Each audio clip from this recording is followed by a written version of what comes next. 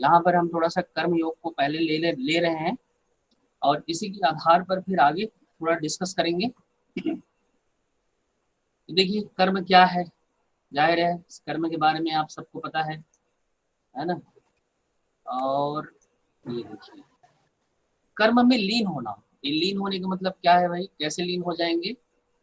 योगा कर्मसु कौशलम, ये थोड़ा सा नेट से उठाया है मैंने मैटर, इसलिए थोड़ा सा गलत वर्ड का प्रयोग हो गया है। तो ये जो पाप का क्षय करना, अपने विकास की ओर बढ़ना, फल की आकांक्षा ना करना, ठीक है, ये कर्म करना, यही कर्म योग है।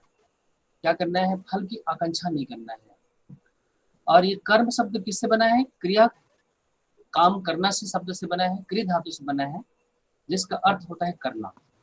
तो कोई भी मानसिक हो या शारीरिक क्रिया हो, ये सब के सब कर्म कहलाता है। सारे कर्म है, चाहे कोई भी हो, ठीक है। तो इतने से आपको पता चल गया कि फल की इच्छा ना करना ही कर्म की योग है। अब फल की इच्छा ना करें, ऐसे कैसे हो सकता है कि परीक्षा दिए हैं, पास होंगे नहीं होंगे, इसकी तो थोड़ा सा मन में एक जिज्ञासा तो बनी रहती है ना।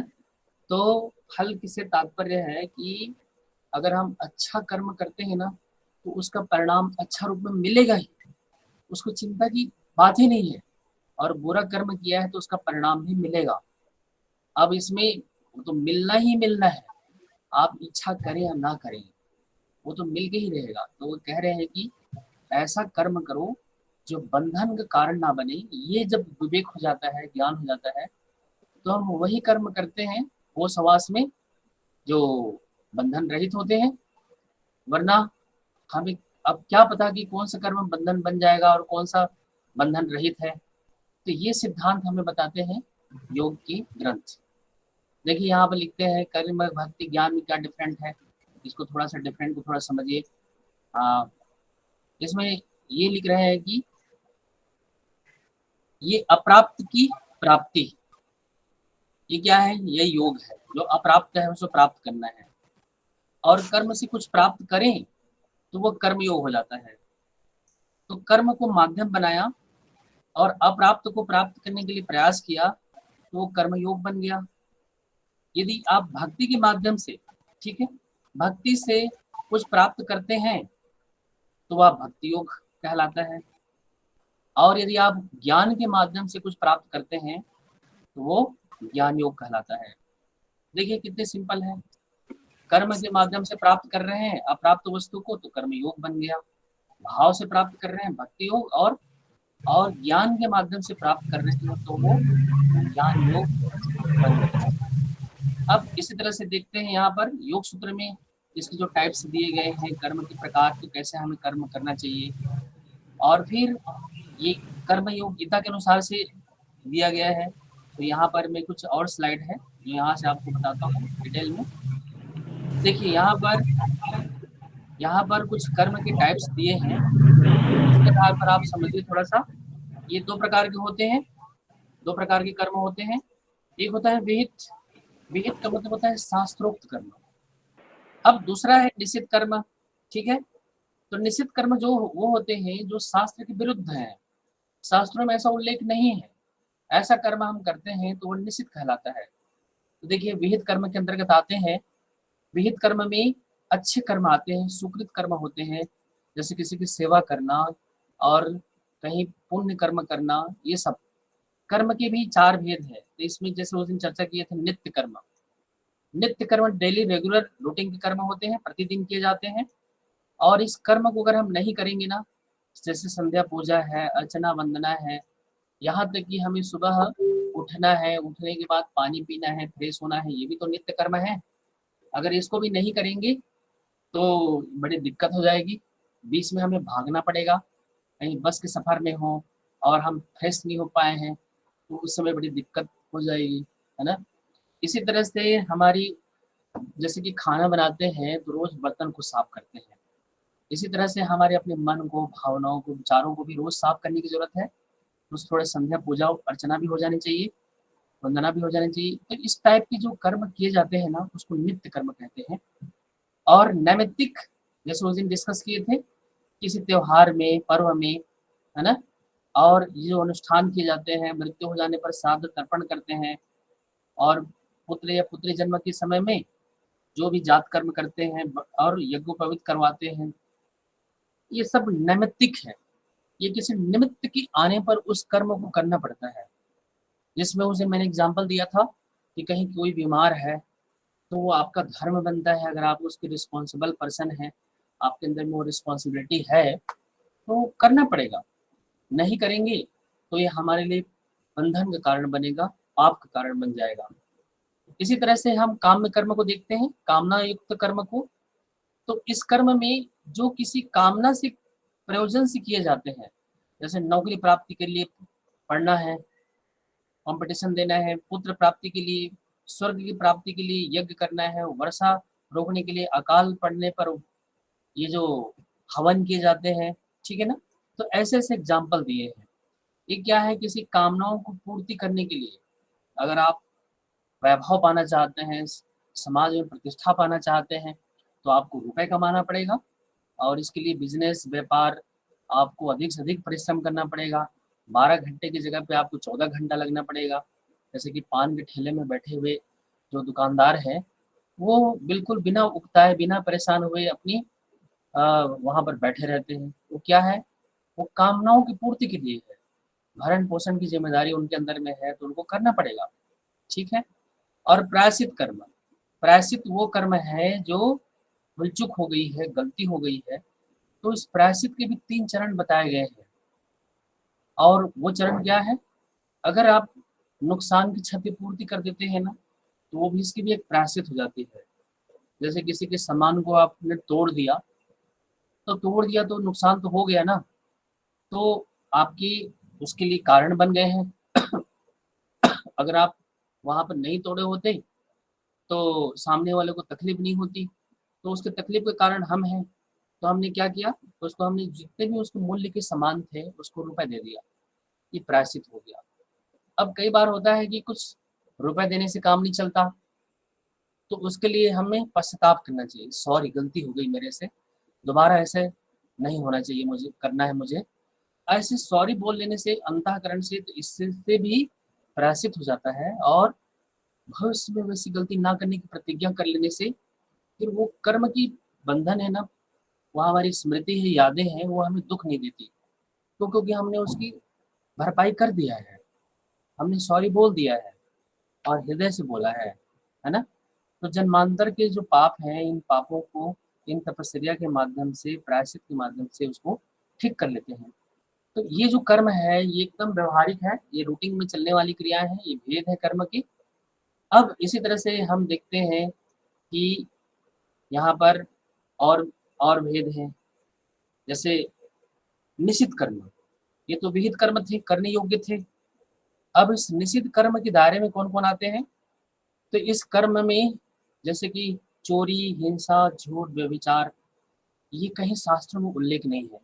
जैसे चोरी करना है, हिंसा करना है, झूठ बोलना है, ये व्यक्ति अपनी स्वार्थ की वजह से, है ना, अपनी अपनी व्यक्तिगत इच्छा की पूर्ति के लिए, अपनी निजी स्वार्थ को लेकर के जब हम ऐसा कर्म करते हैं, तो ये निषिद्ध कर्म कहलाता है, और ये हमारा आत्म तत्व उससे मलिन हो जाता है। तो व्यक्ति को उस आत्मा की आवाज के अनुसार कर्म करता है और अनुसुना करता रहता है। आत्मा की आवाज, परमेश्वर का भय ना करते हुए जो कर्म करते हैं वो निषिद्ध है।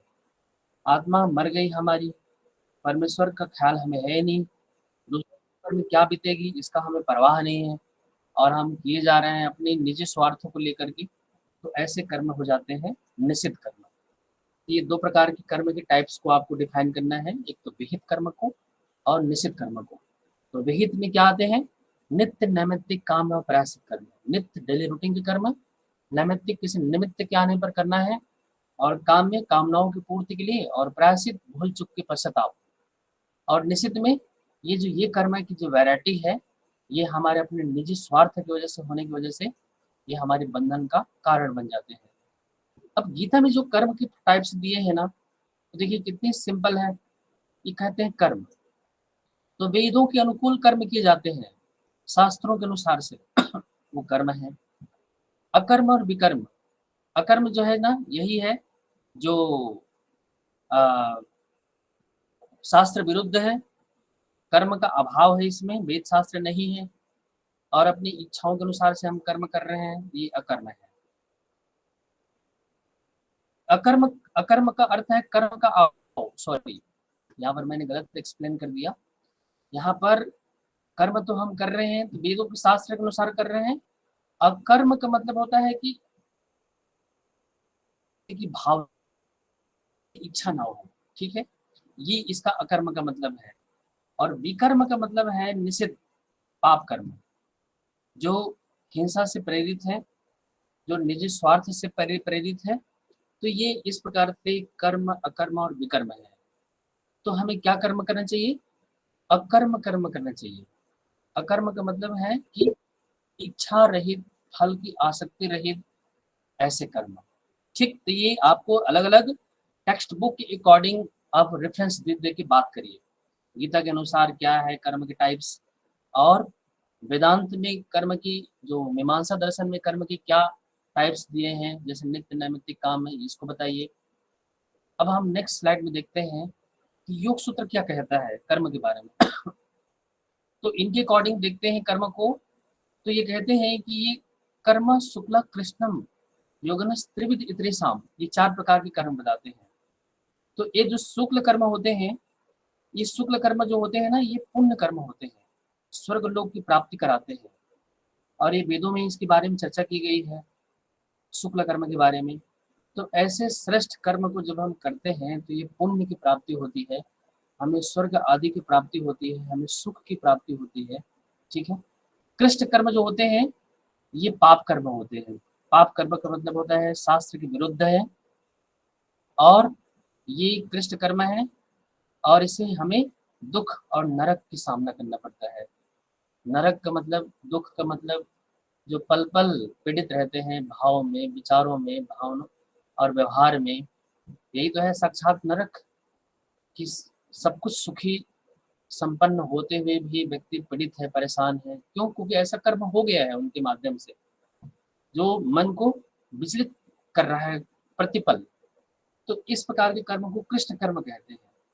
ये जन्म जन्मांतर तक भोगना पड़ता है इसको। शुक्ल और कृष्ण, ये दोनों होते हैं ना, ये मिले हुए कर्म है, पाप और पुण्य। पाप भी है, पुण्य भी है। सांसारिक मनुष्य है, दोनों कर्म होता रहता है, कभी अच्छा भी कर लेते हैं, कभी बुरा हो जाता है। तो ये इस प्रकार के कर्म जो है, मनुष्य को जन्म की प्राप्ति का कारण बनता है। फिर से जन्म लेते हैं, फिर से मृत्यु होती है, और ये सिलसिला चलता रहता है। और जीवन में जो परिस्थितियाँ बनती हैं, शुक्ल जो होते हैं वो तो हमें हमें प्रसन्नता देने वाली होती हैं, हर्ष देती हैं, हमें जीवन को सुखमय बना देती हैं। लेकिन कृष्ण कर्म जो किए गए होते हैं, वही हमारे लिए पीड़ा, पतन, रोग, संताप के रूप में सामना करना पड़ता है। अशुक्ल और अकृष्ण कर्म जो होते हैं, ये ना तो पाप होते हैं, ना पुण्य होते हैं, यही योगिक कर्म है, यही कर्म की योग है। इस प्रकार के कर्म करने वाला व्यक्ति किसी भी प्रकार के बंधनों में नहीं बनता, अंतःकरण शुद्ध हो जाता है, पवित्र, दर्पण की भांति स्वच्छ छवि वाला, निर्मल बन जाता है।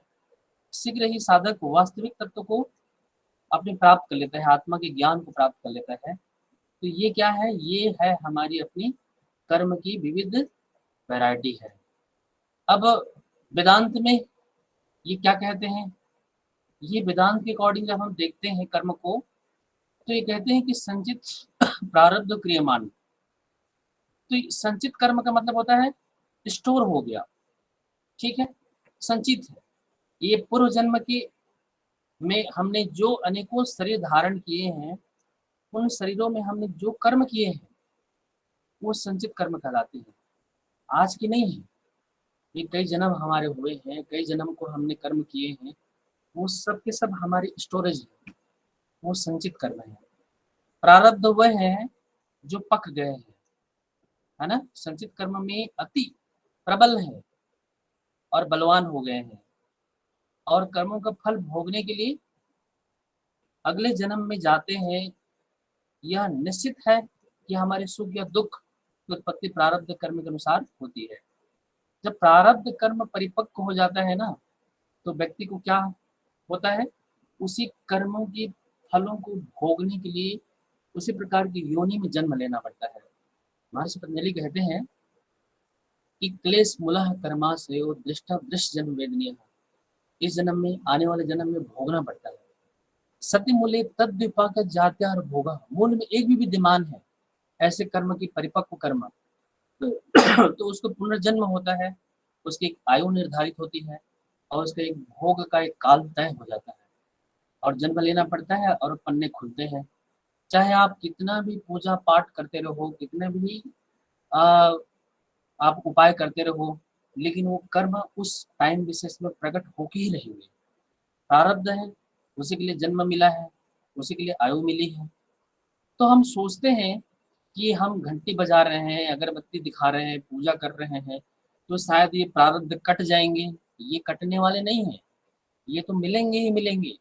बस इसका एक ही उपाय है, बचाओ। उस कर्म के घटना घटते घटनाक्रम में हम विचलित ना हो।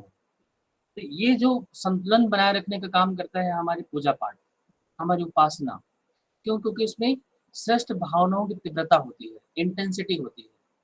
तो ये हमारे उस प्रारब्ध की दशा को थोड़ा सा कंट्रोल कर देती है, क्योंकि उसको हम स्वीकार कर लेते हैं, भाई मेरे जीवन में ऐसा घट गया है तो मैं क्या कर सकता हूँ। अब जो घट गया सो घट गया, आज का दिन मेरे हाथ में है। चाहो तो मैं इसको रो के बिता सकता हूँ और चाहो तो उसको मैं सौभाग्य में बदल सकता हूँ। तो इसके लिए जब हम समय का सही जगह पर नियोजन कर देते हैं, अपनी उपासना में, अपनी स्वाध्याय के क्रम में लगा देते हैं और अच्छे कार्यों में मन को ठहरा देते हैं, तो उसका भी रिजल्ट हमें मिलने लगता है। अगर जैसे शास्त्र को पढ़ेंगे तो उससे हमें विवेक ज्ञान मिलेगा और ऐसा लगेगा कि हमें कर्तव्य अकर्तव्य के बोध होगा, सही गलत का ज्ञान होगा और उसको हम फिर स्वीकार कर लेंगे उस परिस्थिति को। ठीक है, तो ये प्रारब्ध कर्म पक गया है, फल मिलेगा ही, चाहे जो हो जाए। क्रियमान क्रियमान कर्म का मतलब होता है आगामी कर्म, अब करने वाले हैं, यही तो हमारे हाथ में है। इसको हम ठीक कर सकते हैं सब कुछ।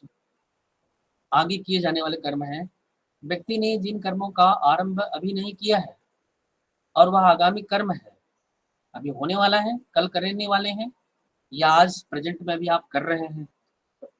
आप कोर्स कर रहे हैं, आप कर्म योग को पढ़ रहे हैं, तो ये जो आप कर रहे हैं ना, यही क्रियमान कर्म है, जो कर रहे हैं प्रेजेंट में और आगे करते रहेंगे, जो भविष्य में फल प्रदान करते हैं, है ना। आगामी कर्म मनुष्य के अधीन है, इनको चाहे तो हम बना सकते हैं और बिगाड़ सकते हैं। बताइए, बनाने और बिगाड़ने का हाथ हमारे हाथ में है। अगर अगर ऐसे ही बैठे रहेंगे, जैसे यहाँ बारिश हो रही है, तो बारिश हो रही है, आज ड्यूटी नहीं जाएंगे और छत और ऐसे ही बैठे हैं, तो ड्यूटी की जो संख्या है वो भी कम हो जाएगी, छुट्टी की संख्या, हो सकता है सैलरी भी कट जाए। लेकिन इसी को हमने एक कर्म मान करके ड्यूटी के लिए निकल गए, कर्म भी कर लिया, कर्म तो करना पड़ेगा। और इसमें जो भी कठिनाइयां आती हैं अपने कर्तव्य कर्म को करने में, तो उसको सहर्ष से स्वीकार करना, यही तपस्या है। तप का मतलब ये नहीं है कि आप माला घुमा रहे हैं और घर बार को छोड़ के हिमालय चले गए हैं, वो भी तप है। लेकिन सही अर्थों में जो तप है, जिससे कर्म के बंधनों से मुक्ति मिलती है, तो वो है उस कर्तव्य कर्म को करते समय कठिनाइयों को सह लेना, यही तप है। और इसका रिजल्ट ये मिलता है कि कांद्री शुद्धि सिद्धि छया तपसा, शरीर की, मन की, इंद्रियों की अशुद्धि दूर हो जाती है। कितनी अच्छी बात है। किसी को माला घुमाने की कोई जरूरत नहीं है, किसी जप तप अनुष्ठान करने की कोई जरूरत नहीं है, लेकिन अपनी कर्तव्य कर्म को करने की जरूर जरूरत है। जैसे कोई माँ है तो अपना माँ का कर्तव्य है, कोई पिता है तो पिता का अपना धर्म है, कर्तव्य है। अगर हम देश के नागरिक हैं तो देश हित हमारा कर्तव्य है, और इस कर्तव्य के पालन में कठिनाइयों को सहना, यही है हमारा तपस्या। सह लिया। जैसे सुबह उठना है, अब सुबह उठने में, अब देखिए लोग उठ नहीं पाते, लगता है कि 1 घंटा और सो लेते हैं, आलस्य है, प्रमाद है। तो उस आलस्य प्रमाद को त्याग देना, और टाइम हो गया तो उठना है तो उठना है बस। ये क्या बन गया? ये तप बन गया। आपने कष्टों का सामना कर लिया, और सही अर्थों में ना यही हमारे लिए मुक्ति का कारण बन जाता है। तो ये है कर्म की विशेष टाइप्स। हमें यहाँ पर हम देख रहे थे विविध शास्त्रों के अकॉर्डिंग। अब देखिए अब आप हम आगे अब देखेंगे कि इन कर्मों का जो रिजल्ट है, परिणाम है, वो कैसे मिलता है। तो इसके लिए जब आप देखेंगे कि ये हमें भाव के रूप में मिलता है, भक्ति भक्ति के रूप माध्यम से ये कर्म हमारे लिए भाव भाव में प्रकट होता है। महर्षि पतंजलि कहते हैं कि जो जो 3 प्रकार के कर्म होते हैं ना, तद स्थत द्विपाकर नुगण नाम एवं विभक्ति वासना नाम। इन कर्मों की फलों के भोग के अनुसार इनकी वासनाएं प्रकट हो जाती है हमारे मन में, भाव रूप में प्रकट होती है, क्योंकि सूक्ष्म है ये। और भावनाओं में कैसे होती हैं? वासना के रूप में प्रकट होती है, इच्छा के रूप में, कामनाओं के रूप में, और जो भी हो, द्वेष, क्रोध, विभिन्न रूपों में ये भाव के रूप में प्रकट होती है। और यही भाव को योग सूत्र में क्या कहते हैं? वृत्ति कहते हैं। और ये वृत्तियां कैसे स्टिमुलेट होती हैं? कल हम लोग डिस्कस कर रहे थे 5 प्रकार से स्टिमुलेट होती हैं, जिसे प्रमाण कहते हैं। इसके 3 भेद थे, प्रत्यक्ष, अनुमान, अवागम। अगर आप प्रत्यक्ष रूप से आंखों देखा, आपने देखा, और देखने के बाद में अगर वो घटनाओं से प्रेरित होकर के आपके मन में वो भावनाएं एक्टिवेट हुई है, तो उस भाव को क्या कहेंगे? उसको प्रत्यक्ष प्रमाण वृत्ति कहेंगे, वृत्ति। और भक्ति योग में इन्हीं भाव को दिशा दिया जाता है। अगर आपने उस भावनाओं को कमांड नहीं किया तो इतना फाल्ट कर देगा, इतना हमारे अंदर में विचारों का बीजारोपण कर देगा, कर्म करने की प्रेरित कर देगा, और उसका परिणाम दुखद और सुखद रूप में मिलने लगता है। ठीक है, तो कर्मों की संस्कार हमारे चित्त के तल पर पड़े हैं। कौन से कर्म के संस्कार हैं?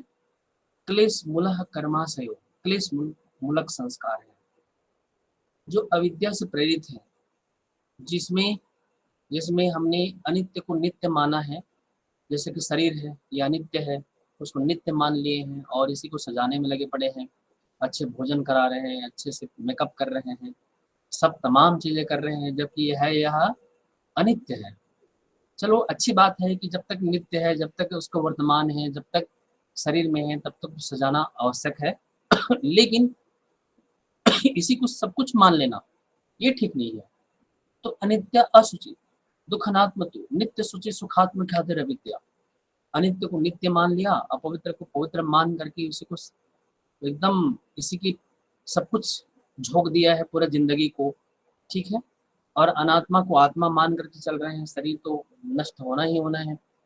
तो इसकी आत्मा के संदर्भ में तो हमने प्रयास किया नहीं, और जो भी प्रयास किया इस अनित्य पदार्थों को सजाने में लगा, भौतिक वस्तुओं को खड़ा करने में लगाया, और आज महल बन के तैयार हो गया। अब वो ढहने वाला है। कैसे? उसके उत्तराधिकारी इस स्तर का हैं कि उसको बेचने वाले हैं, उसको नष्ट करने वाले हैं, और आपके देखते देखते वो ढह जाता है। तब पछतावा होता है कि काश इसके बजाय हम अपनी उस रुपए को किसी किसी अच्छी जगह में नियोजन किए होते, अपनी कृपणता को खोलने में प्रयोग किए होते। हमारी अपनी संकीर्णता बन गई है, भगवान की कृपा से वो हमें मिला, लेकिन उसको हमें ऐसे अशक्त व्यक्तियों को, ऐसे मदद शील व्यक्तियों को हमें मदद में लगाना चाहिए था, ताकि हमारे अंदर की जो कृपणता है वो खुल जाए। उस समय फिर हमें एहसास होता है, तब तक तो समय निकल चुका होता है। इसलिए हमें कर्म योग के दौरान हमें यही ध्यान रखना चाहिए कि जो कहते हैं ना, एक कहावत है, दुख में सुमिरन सब करे, सुख में करे न कोई। जो सुख में सुमिरन करे सो दुख काहे होए। दुखद पल में तो हर कोई रोता है, चिल्लाता है, मदद के लिए मांगता है, लेकिन सुखद पल में कोई स्मरण नहीं करता। किसकी? भगवान की लोगों की परवाह नहीं करता, वो अपने ही ख्यालात में रहता है। अगर सुख मिला हुआ है तो अपनी सुख को थोड़ा बांट भी ले, दूसरों के लिए थोड़ा सा गाड़ी के लिए व्यवस्था कर दें, ज़रूरत पड़ रही है तो रुपए की ज़रूरत पड़ रही है, रुपए से मदद कर दें, भोजन की ज़रूरत पड़ रही है तो भोजन से मदद कर दें। अगर ऐसे सुख में अगर हम पुण्य को बढ़ाते रहेंगे और वो भी आसक्ति रहित करते रहेंगे, तो इस जीवन में हम एकदम एक बिना बिना राग और द्वेष के इसको हम बिता सकते हैं। जो कर्म मिल रहे हैं वो तो फल के रूप में हमें जन्म मिले हैं और हर रोज पन्ने खुल रहे हैं, लेकिन आगामी यात्रा के लिए भी हम कर्म को संचित कर रहे हैं। तो वो कब संचित होता है? उसमें हमने राग युक्त कर्म कर रहे हैं, द्वेष के साथ में कर्म कर रहे हैं, किसी से हमने झगड़ा कर लिया, किसी से मनमुटाव कर लिया, तो फिर वो क्या बन जाएगा? आगामी कर्म के लिए कारण बन जाएगा, बीज बन जाएगा और वो परिणाम को देगा पुनर्जन्म के रूप में, आयु के रूप में, फलों के भोग के रूप में। तो कर्म हमें ये सिद्ध करता है कि करो कर्म को, लेकिन जो सुखद जीवन है, पल मिला है, तो उसमें आप त्याग पूर्वक कर्म करो। तेन त्यक्तेन भुंजिता, त्याग पूर्वक भोग करो, यह परमात्मा का घर है और हमें यह अवसर मिला है और यह हमारा नहीं है, छोड़ के जाना पड़ेगा दूसरों के लिए। जब तक हम हैं तब तक उसको त्याग पूर्वक भोग करें, सबको साथ लेके चलें। ठीक? तो ये भावनाएं कैसे एक्टिवेट होती है, आपको पता चल गया कि इन्हीं कर्मों में राग और द्वेष हमने किया है, तो वो स्मृति में पड़ी हुई है और वो पुनर्जन्म का कारण बनी है, जन्म जन्मांतरों से वो चली आ रही है वो भावनाएं। और जैसे ही संयोग बनेगा, वैसे ही निमित्त को देखते ही उससे रिलेटेड और वो चीजें प्रकट हो जाएंगी। एग्जाम्पल के लिए, जैसे श्रवण कुमार ने अपने अंधे माँ बाप को यात्रा के लिए निकले थे, तीर्थ यात्रा के लिए, तो एक जगह ऐसा आया कि उन्होंने आक्रोश में उनको उतार दिया और कहा कि आपकी आंखें नहीं दिख रही, कोई बात नहीं, आप पैदल तो चल सकते हैं। अब उनको वहीं से उतार दिया। वो क्या है, वो एक ऐसी दोष है वातावरण की। उस उस समय वो वातावरण में ऐसी एक भावनाओं की वहाँ पर वातावरण बना था, उस फ्रीक्वेंसी में कोई भी आदमी ऐसे ही बिहेव करता। तो उस ऐसी कोई निमित्त की मिलने पर हमारे अंदर के जो संस्कार होते हैं ना, वो एक्टिवेट हो जाते हैं।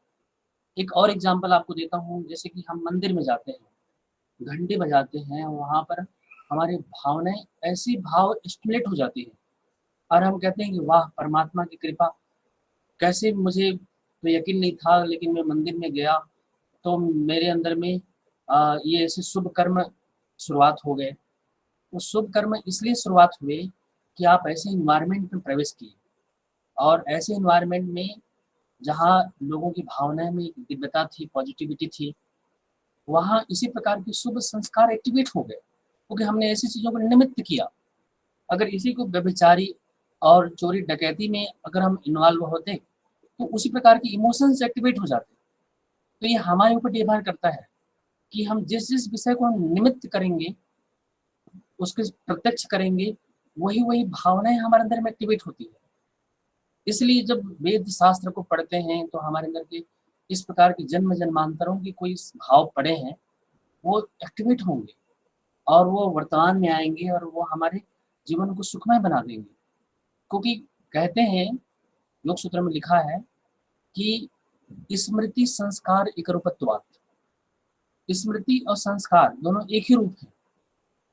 पतंजलि कहते हैं कि जाति देश काल व्यवता नाम अनंतरम स्मृति संस्कार एक रूपत्वात्। कोई भी कर्म हमारे द्वारा किसी भी देश में, किसी भी काल में और किसी भी जाति में, चाहे मनुष्य जाति हो, पशु जाति हो, किसी भी जाति में किया हुआ हो, उन कर्मों को प्रकट होने में कोई टाइम नहीं लगता। ये नहीं कि इस जन्म में हमें जितना निर्धारित मिला है उतने ही खुलेंगे पन्ना, ऐसे नहीं है। हमारे लिए जैसे चीज़ों का हम निमित्त करेंगे, उसी प्रकार की भावनाएं एक्टिवेट हो जाएंगी और वो क्या करती हैं, इतने हालात परिताप फला पुण्य पुण्य हेतुत्वात्, हमें हर्ष और दुख देती है। और यही भावनाएं वृत्ति है, यही भावनाओं में हमारे अंदर विचारों की लैंडिंग होती है। विचार हमारे अपने नहीं होते, विचारों को हम रिसीव करते हैं। जैसे किताबों को पढ़ते हैं तो विचारों को हम रिसीव कर रहे होते हैं। आप मेरी बातों को आप सुन रहे हैं तो आप भावनाओं विचारों को आप रिसीव कर रहे हैं। इसी तरह से भावनाएं हमारी अपनी होती है, विचार अपने नहीं होते, विचारों को हम बाहर।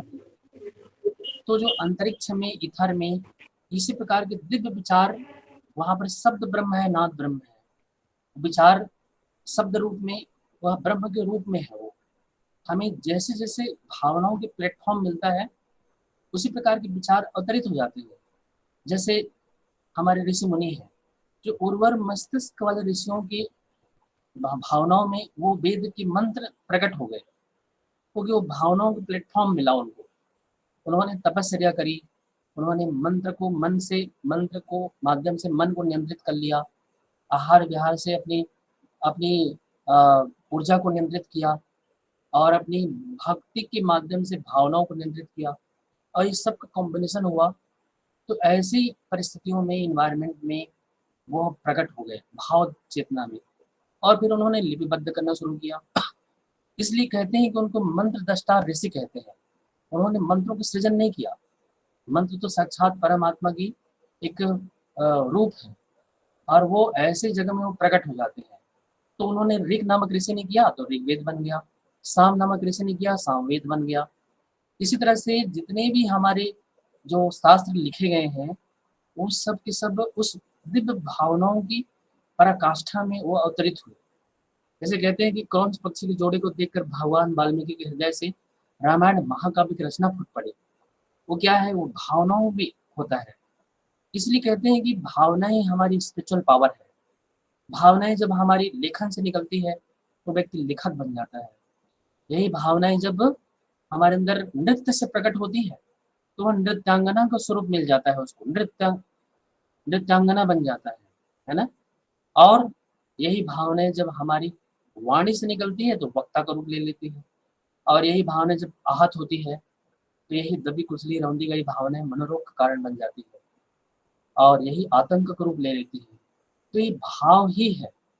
भावनाओं को परिष्कार करना कितना आवश्यक है। अगर इसको हमने प्योर नहीं किया, हमने ध्यान नहीं दिया, हमने भक्ति को नहीं समझा, और भावनाओं को कैसे दिशा दिया जाता है ये ज्ञान नहीं है, तो वो जो दुर्भावनाएं हैं वो हमारे अंदर में ऐसे विचारों को क्रिएट कर लेंगे, और वैसे व्यवहार करेंगे, और वैसे कर्म करने के लिए प्रेरित हो जाएंगे। लेकिन पता चला कि भक्ति ये है, भावनाओं को नियंत्रित करने की ये विज्ञान है, तो हम भक्ति को पकड़ लेंगे खट से। तो भक्ति क्या है?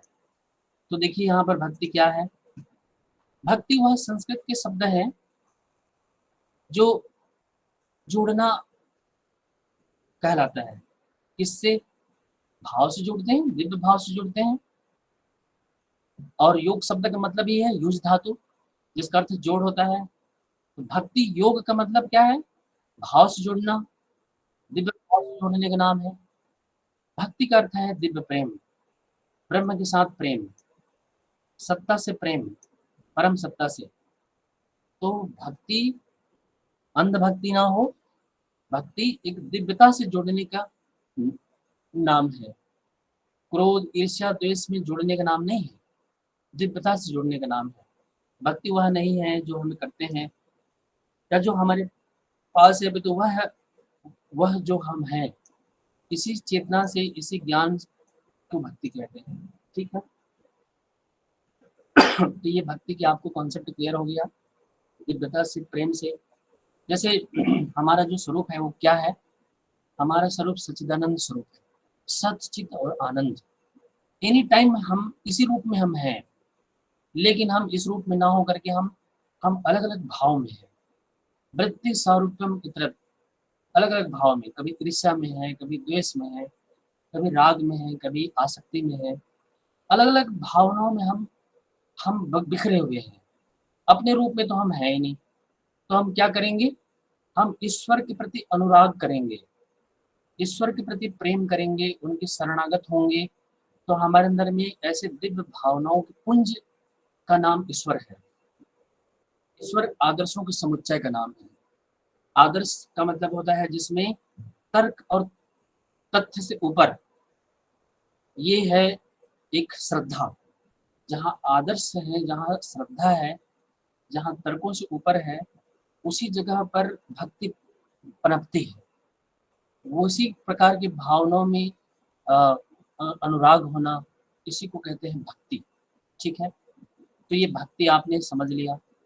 अब भक्ति की उच्च पराकाष्ठा क्या है गीता के अनुसार? ये कहते हैं कि ईश्वर के प्रति अत्यधिक प्रेम भक्ति है। अब ईश्वर कौन? दिव्यता, प्रेम, करुणा, दया, ममता, संवेदना, ये ईश्वर के स्वरूप हैं। ईश्वर कोई शंख चक्र गदा के रूप में आपको मिलने वाले नहीं है। ईश्वर किस रूप में मिलेंगे? एक दिव्य प्रेम के रूप में मिलेंगे, सहानुभूति के रूप में मिलेंगे, करुणा के रूप में मिलेंगे। और जब वो करुणा हमारे अंदर में आ जाती है, वह प्रेम हमारे अंदर में प्रकट हो जाती है, जो मानव मात्र, प्राणी मात्र, वनस्पति मात्र, सबके प्रति एक ही भाव होने लग जाता है कि सबके प्रति प्रेम का भाव, तो वह ईश्वरमय हो जाता है, वह ईश्वर में एकाकार हो जाता है। तो ईश्वर के प्रति अनुराग का नाम भक्ति है। और ईश्वर का मतलब श्रेष्ठता। जितने भी श्रेष्ठ आचरण है, भावनाओं की जो प्योरिटी है, शुद्धता है, उसी शुद्धताओं की जो पुंज है, उसकी जो कॉम्बिनेशन है, उसी को कहते हैं ईश्वर कहते हैं। जैसे उस दिन मैंने चर्चा किया था कि क्लेश कर्म विपाक आशय अपरामिष्ट पुरुष विशेष ईश्वर। ईश्वर कौन? जो क्लेशों से मुक्त हो गया है, कर्मों से। कर्मों में 4 प्रकार के कर्म अभी हमने देखा, तो जो पाप पुण्य से रहित हो गए हैं, ऐसे ईश्वर है। और विपाक, उसके फलों से और आशय संस्कारों से मुक्त हो गए हैं, वो ईश्वर हैं। तो हम भी हो सकते हैं ईश्वर, अर्थात आत्मा परमात्मा का मिलन हो सकता है। कब? क्लेश से मुक्त होंगे तो। और क्लेश से कैसे मुक्त होंगे? तो उसके लिए ज्ञान योग है, भक्ति योग है और कर्म योग है। कर्म योग में नित्य कर्म करेंगे, डेली रूटीन के कर्म को करेंगे, तो कभी परेशान नहीं होंगे, भावनाएं हमारी गड़बड़ नहीं होंगी। और कर्म हमने किया नहीं, नित्य कर्म को, और वहां पर हम फ्रस्ट्रेट हो रहे हैं, किसी ने टोक दिया, ये लोग अभी तैयार हो रहे हैं, बस आगे खड़ी है, चलना है कहीं पे, तो उस समय फिर हम झल्ला रहे हैं, चीख रहे हैं, हमें कैसे टोक दिया। अब यही तो भावनाओं की विकृति है। लेकिन अगर हमने नित्य कर्म को कर लिए होते, तो हमें टेंशन भी नहीं होती, हम आराम से तैयार हो जाते, काम में कर्म को कर लिए होते, कामनाओं की पूर्ति के लिए, प्रायश्चित, भूल चूक को, है ना। तो ये कर्म ही है जो हमें भावनाओं को उच्च बनाती है, ऊंचा उठाती है। तो ईश्वर के प्रति अनुराग, ये भक्ति है, ये ईश्वर की अनुकंपा है जो व्यक्ति को प्राप्त होती है। अब देखिए यहाँ पर कुछ यहाँ पर इसका अर्थ दिए गए हैं। भक्ति शब्द का अर्थ है भज, सेवयाम धातु से बना है। पूजा, पूजा करना, सहारा लेना, स्वयं समर्पित करना, जिसका अर्थ है। ठीक है, तो जो पूजा पाठ ऐसे करते हैं, तो हम क्या करते हैं? भावनाओं को निर्मल करते हैं। पंडित श्री राम शर्मा आचार्य जी कहते हैं कि भावनाओं को दिशा देने की सबसे बेस्ट तरीका उपासना। उपासना का मतलब है निकट बैठना। परमात्मा तो सर्वत्र है, तो किसी भी दिशा में बैठ लें, पूर्व पश्चिम उत्तर दक्षिण जहां मन कर रहा है, और बैठ तो गए हैं, अब क्या करें? तो कहते हैं कि एक आचमनी जल ले लो, जल, और जल से पवित्रता की भाव करो। इस एक आचमनी जल से क्या पवित्र होंगे? लेकिन भाव, भाव ही बदलते देवा, भाव में क्या नहीं होता। तो हमने जल को लिया और ओम पवित्र पवित्रो वा सर्वावस्थान गतो पीवा, इस तरह से पवित्रता की भाव किया और पवित्र की हो गए। इसी तरह से 3 आचमनी जल का ग्रहण करने की बात करते हैं, मन, वाणी और अंतःकरण की। ये क्या है? ये जल भले ही थोड़ा सा है, लेकिन भाव मेन है। तो जो उपासना के क्रम को अपनाते हैं ना, तो भावनाएं हमारी बदल जाती है तत्काल। ठीक है, और यहाँ पर हमने अपने अंतःकरण को शुद्ध कर लिया, मन, वाणी, अंतःकरण को शुद्ध कर लिया। क्यों? क्योंकि जल में, पुष्प में और धातु में भावनाएं सबसे ज्यादा आरोपित और संप्रेषित होती है। इसलिए तो हमारे ऋषियों ने जल की विधान किया है। पूजा में कलश में जल रखते हैं, जल से पवित्रता की भाव करते हैं, क्योंकि इसलिए भगवान शिव को जल अर्पित करते हैं, भावनाएं आरोपित होती है। आपने दुर्वासा मुनि को देखा होगा कि जैसे ही सीरियलों में जैसे क्रोधित होते थे, दे उठाया कमंडल में जल और तत्काल श्राप दे देते थे। कोई भी अतिथि आता है हमारे घर में, तो हम उसको जल देते हैं, भावनाओं को अर्पित करते हैं। प्रसन्नता का यह, उल्लास का ये अभिव्यक्ति का आधार है। कई बार हम कहते हैं किसी ने पानी के लिए भी नहीं पूछा, इतने नाराज हो जाते हैं। अगर इसी बीच में जल भी उन्होंने पूछा और पुष्प माला पहना दिया आइए, तब तो फिर कहना ही क्या। ये पुष्प में भावनाएं आरोपित होती है, इसलिए तो भगवान को पुष्प अर्पित करते हैं। और तीसरा धातु, धातु में आरोपित होती है। धातु में कई बार जो तांत्रिक साधक होते हैं ना, वो कहते हैं कि इस अमुक देवी की मूर्ति बनाकर दान करना पड़ेगा, ऐसे कहते हैं। धातु उसमें आरोपित होती है। कहते हैं कि ज्वेलरी जो होते हैं ना, जो सोने चांदी की बिजनेस करते हैं, वो अक्सर पीड़ित होते हैं, भले ही उनकी भव्यता वैभव बना रहता है। क्यों? क्योंकि महिलाओं को आभूषण सबसे ज्यादा प्रिय है, और जो उस आभूषण को तभी गिरवी रखती हैं जब विपरीत परिस्थितियां आ जाती हैं। अब कोई दूसरा उपाय नहीं है धन इकट्ठा करने का, तो अंत में अपने जेवर को निकालती है। तो उनकी संपूर्ण भावना उसमें आरोपित रहती है, और उनको जब कोई ज्वेलरी ठग लेता है, हड़प लेता है, अपना बना लेता है, तो क्या होता है कि वो सारी टिस, सारी पीड़ाएं उनको मिल जाती है। और उन्होंने भले ही उसको जेवर को ले लिया, लेकिन सारी भावनाओं को उन्होंने आत्मसात कर लिया, ले लिया। इसलिए कहीं पर सोना जब गुम हो जाता है ना, अच्छा माना जाता है, लेकिन प्राप्त होना ठीक नहीं माना जाता। तो अभी मैं आपको कह रहा था कि भावनाओं को दिशा देने के लिए क्या करना चाहिए? पूजा, उपासना करनी चाहिए। उपासना में जल को माध्यम बनाकर पवित्रीकरण करना चाहिए, 3 आचमनी जल लेना चाहिए। और फिर शिखाबंधन, प्राणायाम और न्यास, यहाँ पर नासिका के छिद्रों को हम टच करते हैं, तो इस पर ये एक न्यास की प्रक्रिया है, स्थापन की प्रक्रिया है, उसको दिव्य बनाने की भाव है। दोनों नेत्रों को करते हैं, कानों को करते हैं, दोनों बाहों को करते हैं, भुजाओं को और जंघाओं को, और पूरे शरीर में पवित्रता की भाव। ये क्या है? भावनाएं अर्पित होती है, यही पूजा है, यही भक्ति है। इसी से भावनाएं निर्मल होती है। और इस भाव के बाद दूसरा क्रम आता है देव पूजन। इसको आत्मशोधन कहते हैं। उपासना की प्रक्रिया में पहला आत्मशोधन करना पड़ता है, अपने को योग्य बनाना पड़ता है पहले। तो पहले हमने क्या क्या किया?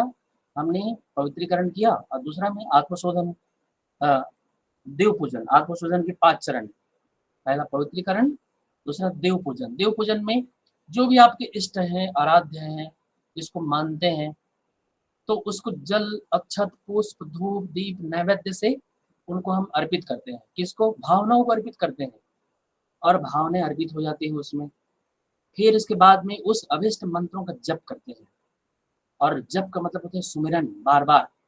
और जप के साथ में ध्यान, ध्यान का मतलब ध्येय में तल्लीन होना, जो लक्ष्य है उस लक्ष्य पर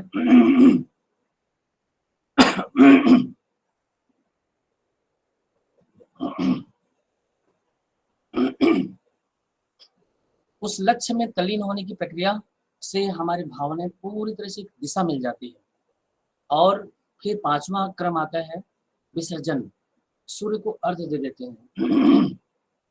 भगवान सूर्य को अगर हम 1 लोटा जल दे देते हैं, तो वो सारे जल वो ले करके उस सबको पहुंचा देते हैं, हमारी भावनाओं को विराट कर देते हैं, सबके लिए दे देते हैं। अगर किसी एक पर्सन को हम जल थमाएंगे ना, तो वो तो अपने पैर धो लेंगे, या तो फिर उसको पी जाएंगे, है कि नहीं? लेकिन जब हम सूर्य को अर्घ दे देते हैं, तो उस सारे जगह सबको पहुंचा देते हैं, प्राणियों को, वनस्पतियों को, जीव जंतुओं को, सबके लिए वर्षा करते हैं। वैसे वो जल को इकट्ठा करके ले करके सबके लिए वो देते हैं। तो इसमें भावनाएं कितनी दिव्य होती है, समझ रहे हैं? तो ये है भक्ति योग में भावनाओं को दिशा देने के लिए पूजा का सहारा लेना पड़ता है, और इससे भावनाएं निर्मल हो जाती है। भाव के निर्मल हो गया तो विचार ऑटोमेटिक शुद्ध हो जाएंगे, क्योंकि भावनाओं में विचारों की लैंडिंग होती है। अब इसी को वैदिक साहित्य में कहा गया है कि देखिए, आध्यात्मिक, इसी को धार्मिक सिद्धांत कहते हैं, यही मोक्ष का साधन है, यही है लगाव, भक्ति, स्नेह, श्रद्धांजलि, विश्वास, प्रेम, पूजा, पवित्रता। ठीक। और ये आपसी लगाव, भक्ति इसी के नाम है। स्नेह समर्पण है, इसी को कहते हैं। रिश्तों में अक्सर प्रेमी प्रेमिका, मित्र, राजा, माता पिता, ये संतान, ये सब के बीच में ये भावनाओं का ये आदान प्रदान होता रहता है। आध्यात्मिक शिक्षक गुरु के प्रति करते हैं, है ना, समर्पण, गुरु भक्ति, ये सब क्या है? ये सब भाव है। ये भावनाएं जब मिलती हैं उस भाव में हम अपने आप को जोड़ते हैं तो हम एकाकार होते हैं, दिव्यताओं से जुड़ जाते हैं। और लगाव, स्नेह, इसी का नाम है। ठीक है, और ये हमारे हिंदू धर्म का यह महत्वपूर्ण एक दर्शन है। व्यक्तिगत भगवान प्रतिनिधि, भगवान के प्रति प्रेम उल्लेख, भगवत गीता में इसी को आध्यात्मिकता और मोक्ष के नाम से जाना गया है, इस साधन पद्धति को। तो ये बहुत सारे इसके भक्ति के कॉन्सेप्ट। सांडिल्य भक्ति सूत्र, अब देखिए आपको रेफरेंस से इसलिए मैं बात कर रहा हूँ कि आपको रेफरेंस लिखना भी है। ठीक है, नारद भक्ति सूत्र है, यही इसके ग्रंथ हैं। तो इनमें इनका वर्णन किया गया कि इसका महत्व बताया गया है। डेविड फ्राउले कहते हैं कि रमण महर्षि के अनुसार कि किसी के हृदय से परमात्मा के प्रति समर्पण है, किसी के हृदय से परमात्मा के प्रति समर्पण, हृदय से समर्पण, आत्म जांच। ठीक है, और ये 4 तरीके से किया जाता है। आत्म भक्ति, अपनी अपने प्रति समर्पण, ये आत्म भक्ति है, ये भी भक्ति है। ईश्वर भक्ति, निराकार ईश्वर के प्रति, ब्रह्मांडीय सत्ता के प्रति, इष्ट देवता के प्रति भक्ति, भगवान देवी के प्रति समर्पण करते हैं। और एक गुरु भक्ति, जो सिद्धांत है, जो गुरु जिसे कहते हैं, गुरु और कुछ नहीं है, सिद्धांतों का नाम है। तो सिद्धांतों के प्रति जब हम समर्पित होते हैं ना, तो इसी को कहते हैं गुरु भक्ति कहते हैं। अब देखिए ये है नवधा भक्ति। इस नवधा भक्ति को अब आप यहाँ से डिटेल में देखिए कैसे करते हैं हम इसमें। ये 9 प्रकार के भागवत पुराण में इसके वर्णन किया गया है। श्रवण, सुन करके महिमा को, चरित्र को सुनना है, किसकी? ईश्वर की। और ईश्वर कौन है? तुम्हें माता च पिता तुम्हें बंधु। देखो, स्तुति और प्रार्थना दोनों में अंतर है। स्तुति का मतलब चापलूसी नहीं है, स्तुति का मतलब गुणगान है। उनके जो स्वरूप के बारे में वह ऐसी दिव्यताओं से युक्त है, ऐसे उनके स्वरूप का गुणगान करते हैं, है ना। तो ऐसे स्वरूप के गुणों का जब गान करते हैं तो हमारी भावनाएं सना सना है, उसके साथ में विलय होती जाती है, मिलती जाती है। और प्रार्थना में क्या होता है?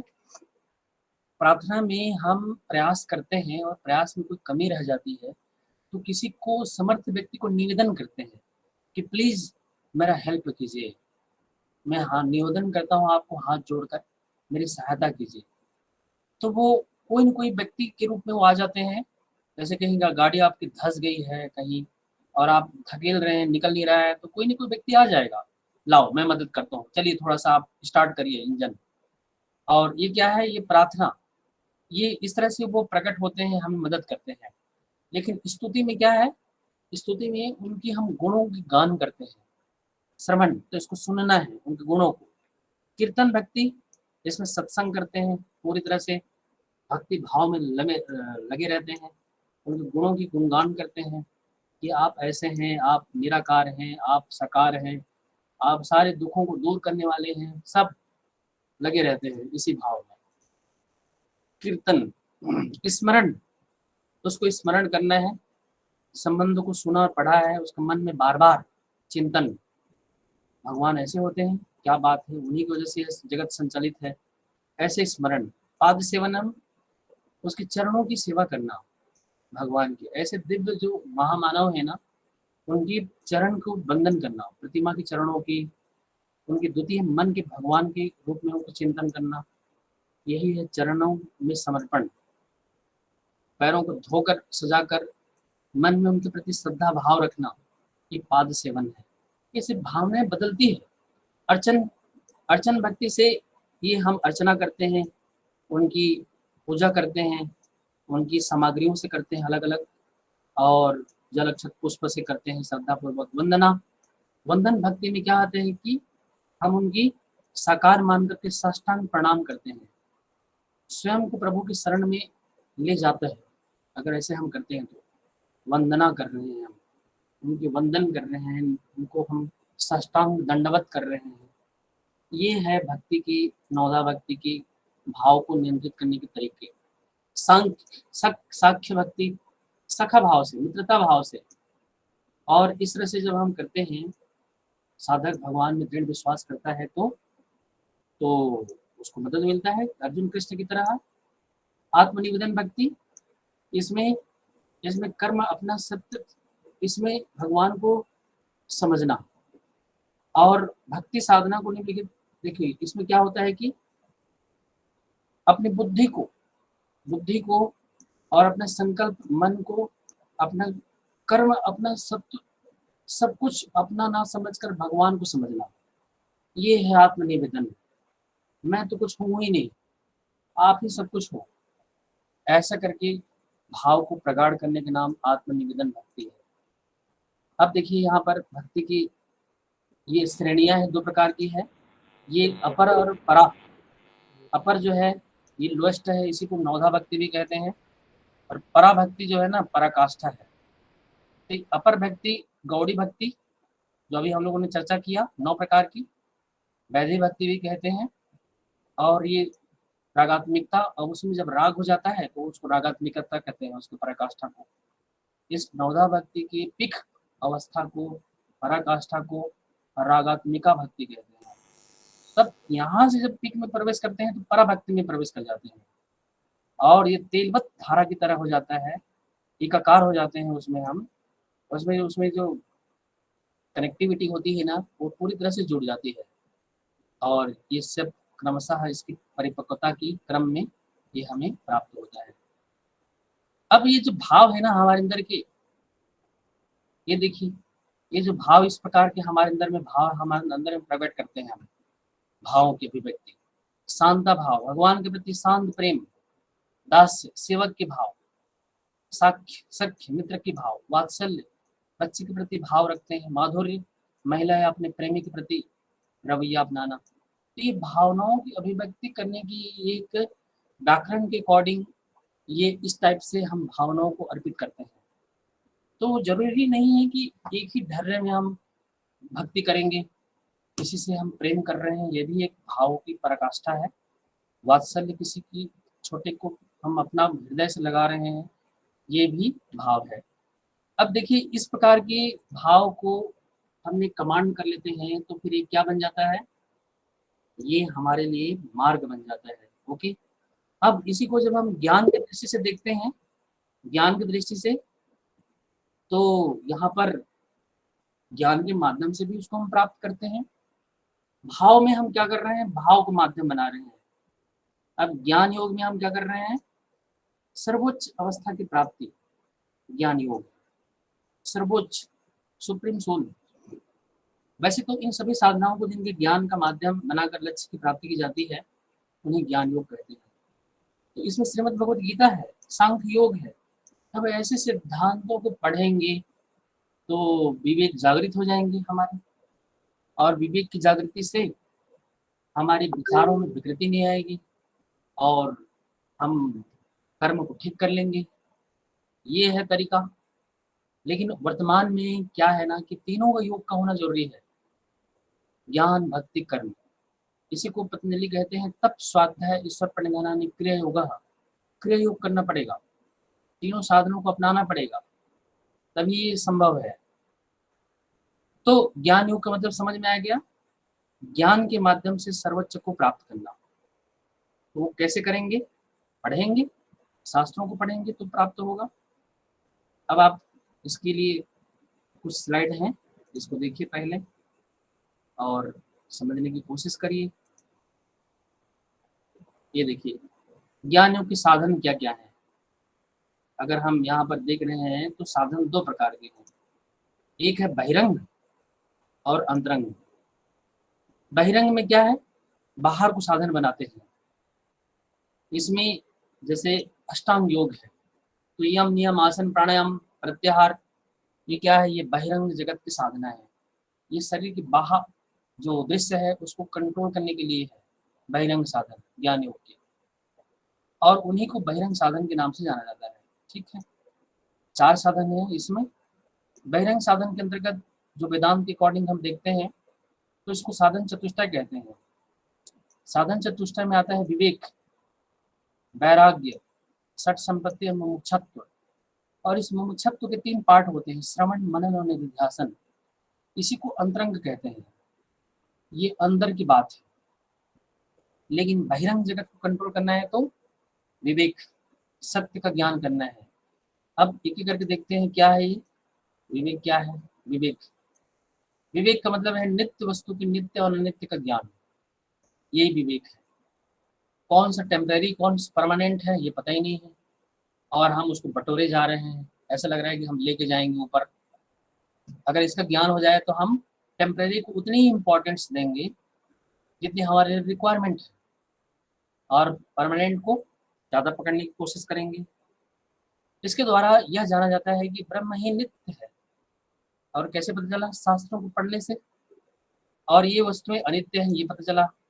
वेदांती रामानुजाचार्य ये कहते हैं कि खाद्य और अखाद्य के विवेक पर भी बल देते हैं, क्योंकि आहार बहुत इंपॉर्टेंट है। आहार शुद्ध हो सब शुद्धे सब शुद्ध हो ध्रुव स्मृति स्मृति लभते सर्व ग्रंथि नाम भी प्रमुख। आहार की सही गलत का अगर ख्याल रख लिया ना, ये सबसे बड़े नित्य अनित्य का ज्ञान करा देगा ये। और अन्न ग्रहण अगर सही हो रहा है, मन शुद्ध रहेगा, सात्विक रहेगा। अभी भी क्लास में 12 बजे छूटूंगा। तो साधारणतः कहा जाता है कि जैसा खाए अन्न वैसा बने मन। तो विवेक को प्राप्त करना है ना, तो आहार पर नियंत्रण करना बहुत जरूरी है। नॉनवेज और वेज इस पर ख्याल रखना बहुत जरूरी है। और ये इस तरह से हम विवेक को प्राप्त करते हैं। ओके, विवेक की साधना कैसे करें? शास्त्र को पढ़ें और आहार पर कमांड करें, बस। अपने आप कंट्रोल, वैराग्य, विराग होना, राग रहित होना। समस्त संसार भोग रूप है, ये बात तो जानते ही हैं, लेकिन अटैच्ड है, उसमें बंधे हुए हैं। तो इसमें परलोक के निमित्त स्वर्ग आदि की प्राप्ति के लिए यज्ञ आदि कर्म किए जाते हैं। उन कर्मों फलों का सर्वथा विमुख हो जाना, यही वैराग्य है। मतलब सुख में भी दुख में भी अटैच्ड नहीं होना है, यही वैराग्य है। जहाँ किसी ने सम्मान किया और जिन्होंने प्रेम से पेश हुआ, तो हम कह रहे हैं कि बहन चाय पीने आ जाना या भाई साहब आ जाना, उसको हम सम्मान दे रहे हैं। और किसी ने थोड़ी सी हमारी कमियां निकाल दी तो उसे हम घृणा कर रहे हैं। तो ये दोनों ही सिचुएशंस में कंट्रोल रहना, यही है वैराग्य। इसी को कहते हैं अपर वैराग्य। यही है ये जो अ, दृ- दृष्टा दृश्य और सुने सुने और देखे हुए विषयों में तृष्णा रहित होना, यही वशीकरण वैराग्य है ना। देखे और सुने हुए विषयों में, तो ये कर्म के फलों में आसक्ति नहीं होती, इससे हम बंधनों से मुक्त रहते हैं। तो कब? जब विवेक आता है तभी वैराग्य होता है, इसके पहले नहीं होता।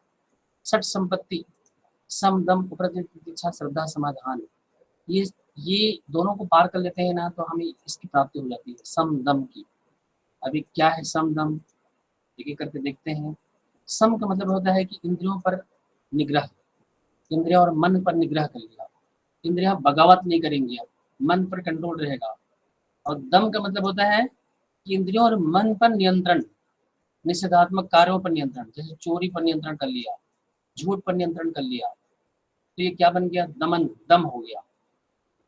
वरना व्यक्ति क्या करता है? चोरी कर डालता है, झूठ बोल देता है। तो सम इंद्रियों को वश में करना, और दम में जो क्रियाएं हैं क्रियाओं पर कमांड कर लेना, उपरति ऊपर उठ जाना। तितिक्षा, तितिक्षा का मतलब है अटल रहना और कष्टों को सह लेना, विजय प्राप्त कर लेना, जैसी भी परिस्थिति क्यों ना हो उसको। श्रद्धा का मतलब है ग्रंथों को, गुरु के शब्दों को, विश्वास को अपनाना और उनके प्रति उनके विचारों पर अमल रहना, करना। समाधान का मतलब है निश्चय करना, प्रयोजन रखना और अपेक्षाएं उसी लक्ष्य की ओर निर्धारित करना। तो ये जो श्रम दम उपरति तितिक्षा श्रद्धा समाधान, ये हमें उपलब्धियां मिलती जाती हैं। और ये मिल गई तो हम कहीं पर भी बंधनों में बनते नहीं हैं, मुक्त हो जाते हैं। मुमुक्षत्व, ये देखिए मुमुक्षत्व है। अज्ञान के कारण जो जो बंधन अनुभव कर रहा है, उस बंधन से मुक्त होने की इच्छा को ही मुमुक्षत्व कहते हैं। ये ईश्वर के प्रति निरंतर प्रेम है, प्रयास है। बंधन से मुक्त होने की इच्छा, ये भगवान इससे मैं छूट जाऊं, ये मेरे लिए बंधन है। आलस्य ने मुझे जकड़ के रखा है, प्रमाद ने मुझे मुझे कुछ करने नहीं दिया है। तो उनसे मुक्त होना यही है तीव्र इच्छा, प्रसन्न रहने के लिए, मोक्ष प्राप्ति की इच्छा, यही विवेक वैराग्य है। इन्हीं के माध्यम से इसको कमांड किया जाता है।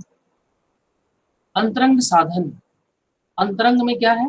श्रवण मनन निधिध्यासन, ये अंतरंग साधन है। श्रवण सुनना, वेद वाक्यों को सुनना, ब्रह्म में तात्पर्य है, ब्रह्म में तात्पर्य समझना श्रवण कहलाता है।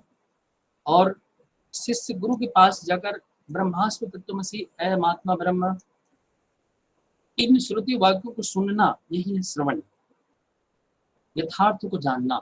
ठीक है, यही है अंतरंग साधन है। मनन, मनन का मतलब है कि उसको चिंतन करना अद्वितीय ब्रह्म के बारे में, कि कैसे ब्रह्म एक है और सारे उसके विस्तार हैं, हम सब उसी के एक अंग हैं, ऐसा। निधिध्यासन, इसमें शरीर को लेकर के बुद्धि पर्यंत जितने भी विभिन्न जड़ पदार्थ हैं, उन भावनाओं को हटाकर एकमात्र ब्रह्म में चित्त को स्थिर करना निधिध्यासन है। तो ये देखिए क्या है ना, कि ये सब सिद्धांत लोगों को, हम सबको लगता है कि ये तो बहुत बड़ी बड़ी बातें हैं, सुनने में मजा आता है, लेकिन जब व्यवहार में अपनाने की बारी आती है ना, तो कहाँ सिद्धांत को ताक में रख देते हैं और हरकत वही करते हैं। क्यों? क्योंकि आदतें बनी हुई हैं, संस्कार बने हुए हैं, प्रवृत्तियां बनी हुई हैं। लेकिन इन्हीं पर पैनी नजर तभी रख पाएंगे जब सिद्धांतों को पढ़ेंगे, उपनिषदों को पढ़ेंगे, गीता को पढ़ेंगे, कर्तव्य कर्तव्य का ज्ञान जब होता है, तभी जाकर के ये सब चीजों से हमें डिटैच होते हैं। वरना इतना सहज नहीं है हमारी आदतें प्रवृत्तियों पर कमांड करना, है ना। इसलिए इन सिद्धांतों शास्त्रों को अब देखिए कैसे करें, अपनाएं कैसे। एक तो ज्ञान मुद्रा में बैठ जाएं चुपचाप, वज्रासन में या पद्मासन में, एकदम कमर गर्दन सीधी कर लें, आंखें बंद कर लें मस्त बढ़िया से, और ज्ञान मुद्रा में ये पोजीशन है, तर्जनी उंगली अंगूठा और इंडेक्स फिंगर को टच कर लें और बैठे रहें मस्त। घुटनों को ऊपर में रख लें या गोदी में रख लें हाथ को, और सांसों पर ध्यान दें। अपने श्वास को ना हटाएं, और उसी में अगर स्थिर होंगे ना, तो चित्त में स्थिरता आती है, बुद्धि में फिर वो व्यवस्था बुद्धि आ जाती है, और फिर वो सारी चीजें हमारे अंदर में होने लगती है। ठीक है, तो ये है आपकी साधन, जो अभी हम लोगों ने ज्ञान भक्ति को प्रॉपर डिस्कस किया। अब इसका निष्कर्ष क्या है? ज्ञान योग की साधना का निष्कर्ष है जगत के मिथ्यापन का ज्ञान करना और ब्रह्म का एक विचार करना। यह साधना अपने आप में एक कठिन साधना है, क्योंकि साधक को आरंभ से ही समस्त वस्तुओं का मिथ्या रूप ज्ञान होता है, आया है। आत्मा को अनात्मा से सर्वथा पृथक करके उसको ब्रह्म रूप में जानना होता है। केवल एकमात्र ब्रह्म ही सत्य है, इस तरह से बोध करना है, इसका अभ्यास साधना है। और ये उच्च कोटि की योगियों द्वारा संभव है। ज्ञान के द्वारा ही ब्रह्म की प्राप्ति की जाती है, चित्त एकाग्र होता है, और ज्ञान का निवारण जरूरी है। अज्ञान के कारण बंधन है, और यही हमारे लिए पीड़ा है, दुख है। इनके लिए भाव भक्ति को भी माध्यम बना सकते हैं, विचारों को भी और व्यवहार को भी। इस तरह से हम मुक्त होते हैं। तो बताओ, कोई प्रश्न हो तो पूछो, कुछ बातें समझ में आई?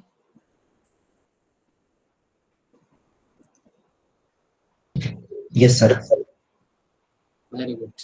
थोड़ी देर के लिए सब लोग वीडियो ऑन कर लें, थोड़ा सामने सामने हो लेते हैं। या आप वाकई में सुन रहे हैं कि ठीक है साइड में चालू करके छोड़ दो, कहीं ऐसा तो नहीं हो रहा है? बहुत सुंदर, सब लोगों ने वीडियो ऑन कर लिया है, अच्छा लग रहा है आपको रिस्पॉन्स को देख करके, बहुत बढ़िया। तो बताइए मुझे कि भक्ति से, ज्ञान से और कर्म से हम योग को प्राप्त कर सकते हैं कि नहीं कर सकते हैं? बताइए। प्राप्त हो सकता है, ये साधन है अलग अलग, लेकिन पता है वर्तमान में आज के समय में हमें तीनों को एक साथ पालन करने की जरूरत है। और मैंने उस दिन बताया था शुरू दिन कि कर्मण्येवाधिकारस्ते मां फलेषु कदाचन, कर्म के बिना एक पल भी नहीं रह सकते, और कर्म तो करना ही पड़ेगा। चाहे आप भक्ति योगी हैं तो भी करना पड़ेगा, ज्ञान योगी हैं तो भी करना पड़ेगा, चाहे आप कर्म योगी हैं।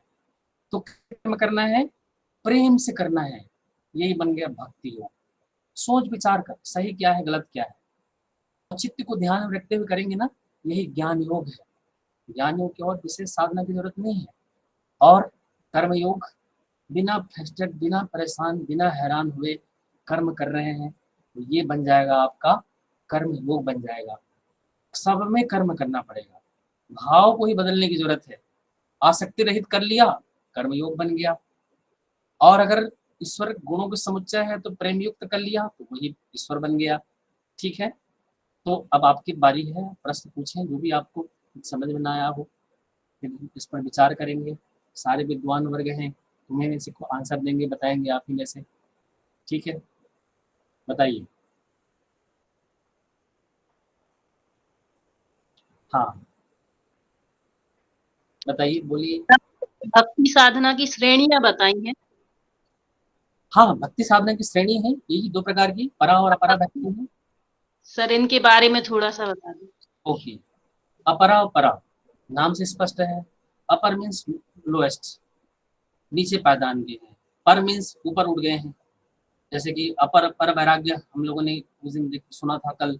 ठीक है, तो अपर भक्ति में क्या होता है कि इसे नौधा भक्ति कहते हैं, और इसी को दो भागों में बांटा गया है, गौड़ी भक्ति और रागात्मिका भक्ति। तो गौड़ी भक्ति को नौधा भक्ति कहते हैं। 9 प्रकार की भक्ति की ये स्टेप्स हैं। अब इन्हीं की जब पराकाष्ठा में प्रवेश कर जाते हैं, पीक में, तो ये राग राग हो जाता है, रागात्मिका भक्ति कहते हैं ईश्वर के प्रति। ठीक है, अब उसमें वो थोड़ा सा अनस्टेबल पॉइंट है, उसमें पूरी तरह से स्टेबिलिटी नहीं आई है। लेकिन जब हम पराभक्ति में प्रवेश करते हैं ना, तो हम एकाकार हो जाते हैं, भावनाओं में दिव्यता आ जाती है, हमारी जो भावनाएं हैं वो पवित्रता की भाषा बोलने लगती है, प्रेममय हो जाते हैं, करुणा में युक्त हो जाते हैं।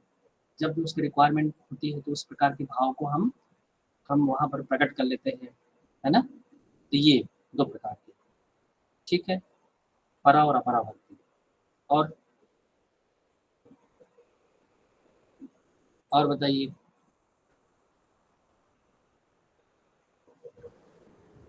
सर और क्या समझ में आया? सर कर्म योग, ज्ञान योग। सर जो आपने अभी लास्ट में ज्ञान योग के बारे में बताया था कि कैसे किस तरीके से किया जाए उसे। Very good. देखिए, ज्ञान योग में क्या होता है कि ज्ञान में इसके जो मार्ग है वो विवेक, वैराग्य, सठ संपत्ति, मुमुक्षा। विवेक का मतलब होता है सही गलत का ज्ञान। तो ये सही गलत का ज्ञान कौन बताएगा? जाहिर है या तो गुरु बताएंगे, और गुरु कौन? जिन्होंने उसको दिव्यता को प्राप्त हो गए हैं वो। इसलिए कहते हैं कि गुरु सिद्धांतों का नाम है। सिद्धांत का मतलब है जो शास्त्र है हमारे, वो हमारे गुरु हैं। और उस गुरु को, उस ज्ञान को परिचय कराने वाले जितने भी हैं वो भी हमारे शिक्षक हैं। लेकिन आध्यात्मिक गुरु जिन्होंने आत्मा का उद्धार कर लिया है, अपनी परम आत्मा में या राग रहित हो गए हैं, जैसे कि विदेहराज जनक की तरह हो गए हैं, वो एक एक गुरु होते हैं, है ना। और दूसरा, हम आप सबको परिचय कराने वाले हैं। शास्त्रों में ऐसा कहा गया है, ऐसा कहा गया है, वकील बने हुए हैं, उसकी हम उनके कथन को एक्सप्लेन कर रहे हैं। इसका मतलब ये होता है, ना तो मेरे अंदर में वो भक्ति उतरी है, ना ज्ञान उतरा है, लेकिन इतना है कि बौद्धिक लेवल पर एक समझ विकसित हुई है। और आप इस विषय के एक ये हैं, स्टूडेंट हैं, पढ़ना है, आपको एग्जाम देना है, तो आपको उनके कॉन्सेप्ट में आपको बताना है। ठीक है, तो विवेक पहला। विवेक का मतलब क्या है कि सत्य असत का ज्ञान, नित्य अनित्य का ज्ञान। ये विवेक, ये जागृत हो गया तो वैराग्य हो जाएगा। वैराग्य मतलब विराग, राग रहित हो जाएंगे, कौन सा, टेम्पररी परमानेंट के प्रति। और फिर सठ संपत्ति की प्राप्ति हो जाएगी हमें। सम, दम, उपरति, प्रतीक्षा, श्रद्धा, समाधान। समाधान को समाधि कहते हैं। समाधान मिल गया तो समझो कि टेंशन मुक्त, जो भी स्ट्रेस फ्रस्ट्रेशन में थे, सम, इंद्रियों को वश में कर लिया, मन को नियंत्रित कर लिया, थोड़ा सा ऊपर उड़ गए झंझावातों से। ठीक है, और फिर निधिध्यासन, भ्रमण करना, और उसी में श्रवण और मनन और निधिध्यासन करना। ये क्या है? ये मार्ग है, ज्ञान योग का मार्ग। आचार्य श्री राम शर्मा जी कहते हैं कि चिंतन को चाहे जो कुछ सोचने की छूट ना दी जाए, इसे कहते हैं ज्ञान की साधना। चिंतन को चाहे जो कुछ सोचने की छूट ना दी जाए, उस पर विवेक का नियंत्रण हो, ठीक है। और इसके नियंत्रण कैसे करेंगे, तो इसके लिए कहते हैं कि कल्पनाएं हमारे मन में आती हैं और कल्पना सेकंडों में आती हैं, कई उसके इम्पल्स आते हैं और वो विलीन हो जाती है। लेकिन उन कल्पनाओं को जब बुद्धि संवारने लगती है ना, तो क्या बनता है, विचार बन जाता है। विचार, हमारे मन में भी वो कल्पनाएं आती है और उन कल्पनाओं को जब हम कभी कभी एकाग्र होते हैं ना, तो वाह क्या कल्पनाएं आ रही हैं, उसी को जब हम डायरी में नोट करते हैं तो वो कल्पनाएं हमारे लिए विचार बन जाता है, श्रेष्ठ। उसी प्रकार से ऋषियों के मन में, भावनाओं में वह कल्पनाएं आई, वेद के मंत्र, और उन कल्पनाओं को उन्होंने विचार रूप दे दिया और आज हमारे लिए वो विचार के रूप में हम उसको ज्ञान के रूप लेते हैं। तो वो कल्पनाएं हमारे में वो दिव्यता है नहीं, इसलिए हम उन कल्पनाओं को हम विचारों में कन्वर्ट नहीं कर पा रहे हैं। तो हम क्या करते हैं, डायरेक्ट सीधा ऋषियों महापुरुषों के विचारों को आत्मसात करते हैं, किताबों को पढ़ते हैं, तो हम डायरेक्ट उन विचारों में जुड़ जाते हैं, है ना। कहते हैं कि किसी लेखक की लेखनी कितनी पॉपुलर होगी वह इस बात पर डिपेंड करता है कि उन्होंने उस समाज की पीड़ा को कितना अनुभव किया है। अगर उस पीड़ाओं को फील किया है तो उनकी लेखनी वो शब्द प्रकट होंगे, है ना। पंडित श्री राम शर्माचार्य कहते हैं कि मैं व्यक्ति ने विचार हूँ, मेरे अंदर में धधकते ज्वाला को अगर आपको अनुभव करना है तो मेरी किताबों को, साहित्यों को पढ़ो कि कितनी मेरे अंदर में व्यथा है, वेदना है समाज के प्रति, पीड़ा के प्रति, है ना। तो उन पीड़ाओं में जब हम भावनाओं, विचारों में जुड़ते हैं तो भावनाएं भी दिव्य होती हैं और विचारों को डायरेक्ट रिसीव कर लेते हैं। तो अभी मैंने आपको क्या बताया कि कल्पनाएं हमारे मन में आती हैं, विलीन हो जाती हैं, कल्पनाओं को संवारती हैं, तो क्या बनता है, विचार। और उन विचारों को जब हम अनुभव करते हैं तो वो बनता है ज्ञान, और उस ज्ञान को, उस परम तत्व को पाने में प्रयोग करते हैं तो वो ज्ञान योग बन जाता है, उसे ज्ञान योग कहते हैं। तो आप कितने भी सूत्रों को रट लो, सिद्धांतों को पढ़ लो, वो क्या है, ये सिर्फ विचार हैं हमारे, श्रेष्ठ विचार। अब उनको रियलाइज करेंगे तो ये बनेगा ज्ञान, और एक ज्ञान मिल तो गया, लेकिन ये बंधनों से मुक्ति का कारण जब बन जाएगा जिस दिन, तब ये ज्ञान योग बन जाएगा। इसलिए हमें सहारा लेना पड़ता है शास्त्रों का, महापुरुषों का, उनके विचारों का, क्योंकि हम उधार में ही सही, हम अगर उन विचारों को, कल्पनाओं को दिव्य बनाने की कोशिश करेंगे ना, तो नहीं कर पाएंगे। उतनी हमारे लिए अनुष्ठान चाहिए, तप चाहिए, तब कहीं जगह पे हम उस भाव को हम पवित्र बना पाएंगे और ऐसी कल्पनाओं को हम क्रिएट कर पाएंगे। वरना हमारी कल्पनाएं तो सिर्फ चिल्लीमल की कल्पनाएं हैं, हमने देखा और मालामाल होने की कल्पना किया और उस दूध की हंडी को एक लात मारा और फिर सब चौपट हो गया। तो ऐसी कल्पनाओं में तो बात बनने वाली नहीं है। इसलिए रोज साहित्यों का अध्ययन करना चाहिए, कम से कम सत्य का ज्ञान कराने वाली जो सिद्धांत है ना, उनको जरूर पढ़ना चाहिए। टेम्पररी और परमानेंट के बारे में ज्ञान करना चाहिए, ठीक है। तो ये है ज्ञान योग की मार्ग, ठीक। और कुछ और बताइए।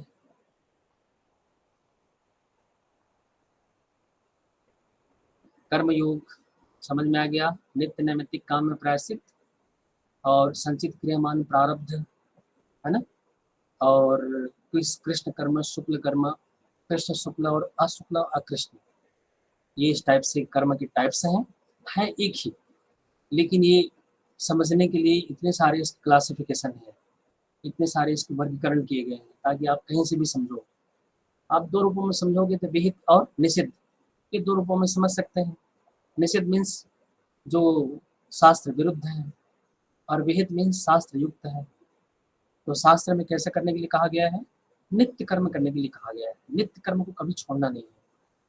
कई बार हम बीमार पड़ते हैं तो क्या करते हैं बताओ, कि हम अक्सर उस दौरान जो समय पे उठ जाया करते थे, हम उस समय में उठते नहीं। देखिए कितनी फाल्ट।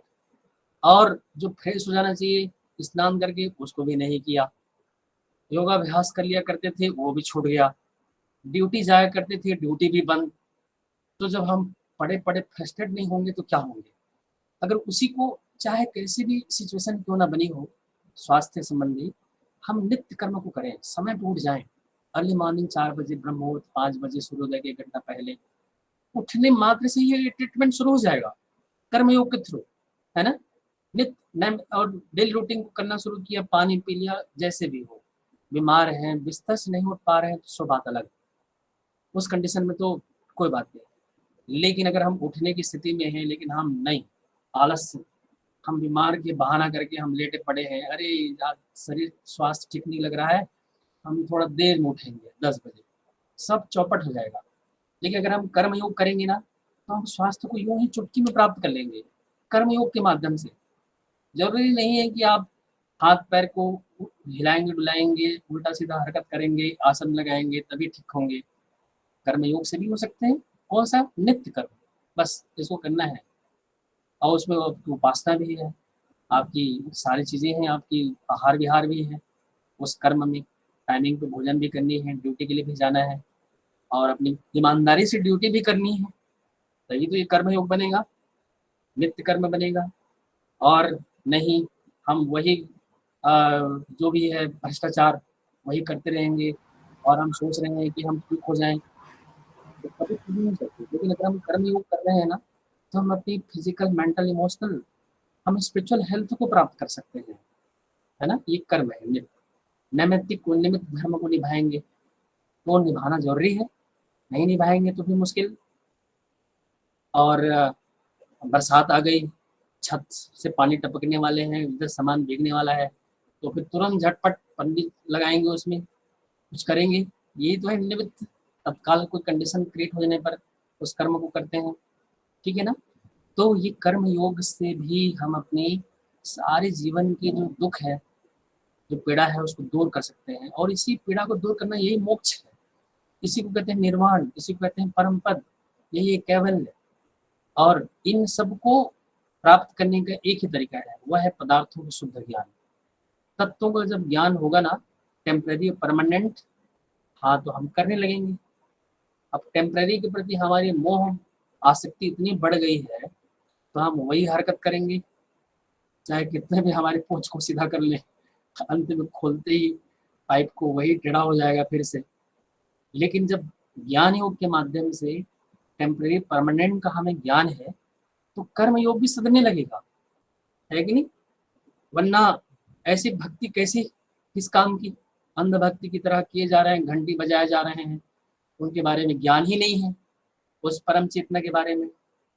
इसलिए परम चेतना को जानना है तो शास्त्रों को पढ़ के ज्ञान योग से उस तत्व की यथार्थ स्वरूप को हमें जानना है और उसके बाद में उसको भक्ति करना है, उस प्रकार की भावनाओं को उसमें उड़ेल देना है और फिर व्यवहार कर्म योग के माध्यम से उसको डेली रूटीन में उसको अप्लाई करना है।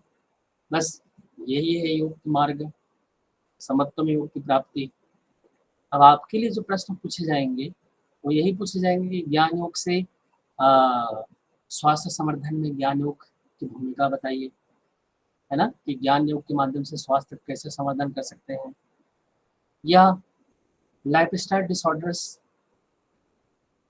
वर्तमान की समस्याओं के समाधान में योग किस प्रकार से महत्व रखता है, विस्तार से समझाइए चिकित्सा के फील्ड में, है ना। यह इनकी कॉन्सेप्ट क्या है ये एक्सप्लेन करिए, ऐसा प्रश्न पूछे जाएंगे। तो आपको उसके मीनिंग से, उसके डेफिनेशन से, उसके टाइप्स से और उसकी इम्पोर्टेंस से बताइए, फिर आपके मार्क्स अच्छे आएंगे। लिखने का तरीका यही है कि थोड़ा सा जब योग को बताएंगे तो पहले योग को एक्सप्लेन करिए। अगर ज्ञान योग को बता रहे हैं तो थोड़ा ज्ञान के बारे में बताइए। ज्ञान का मतलब होता है वेद, विद धातु से बना है जिसका मतलब होता है ज्ञान, और ज्ञान का मतलब है सत्य असत्य का ज्ञान। बस यहाँ से शुरुआत करके फिर आप शुरू हो जाइए विवेक वैराग्य संपत्ति मोमोक्षत्व को, आपको पूरा मार्क्स मिलेंगे उसमें, है ना।